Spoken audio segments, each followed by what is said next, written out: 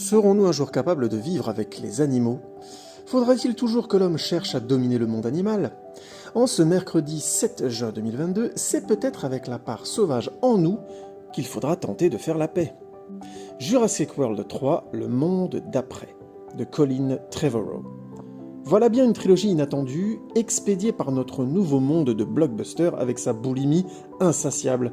Avec ses 1,7 milliard de dollars pour le premier, 1,4 milliard de dollars pour le second au box-office, et confortée par le retour de la totalité des acteurs principaux de la première trilogie, la série arrive donc sur des bases commerciales plus que solides. Ce que l'on ne peut pas dire de son écriture. Pensez sur l'excellente idée de confronter le monde à l'arrivée d'une espèce dominante. Les deux premiers films se rataient assez lamentablement en termes de sens, tout en proposant des spectacles sympathiques mais rarement inspirés. Et c'est tout de même dommage que le film, considéré par beaucoup comme le meilleur de tous les temps, ait un héritage si frileux. Une telle base méritait bien mieux. Ce troisième opus y arrivera-t-il ? De Alex Garland. Alex Garland est un réalisateur à suivre.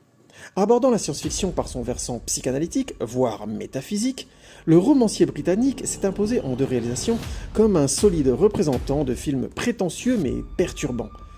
Ce nouveau voyage aux confins de la folie, d'une femme harcelée autour de sa propre maison par des hommes ayant tous le même visage, s'annonce déjà terrifiant, alléchant.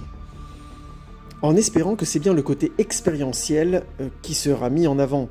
Parce que la théorie, c'est intéressant, mais au cinéma, ce sont les sensations qui comptent. Le Pacte des loups de Christophe Gans. Comment avez-vous pu rater ce film en 2001 ? Vous n'étiez pas né ? Ce n'est pas une excuse valable. Ce film est probablement la dernière tentative réussie de blockbuster à la française.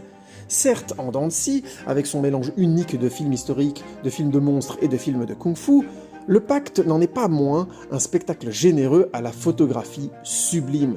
Chaque scène offre leur lot d'idées visuelles, et quand les cascades ne sont pas amusantes, les acteurs se donnent à fond.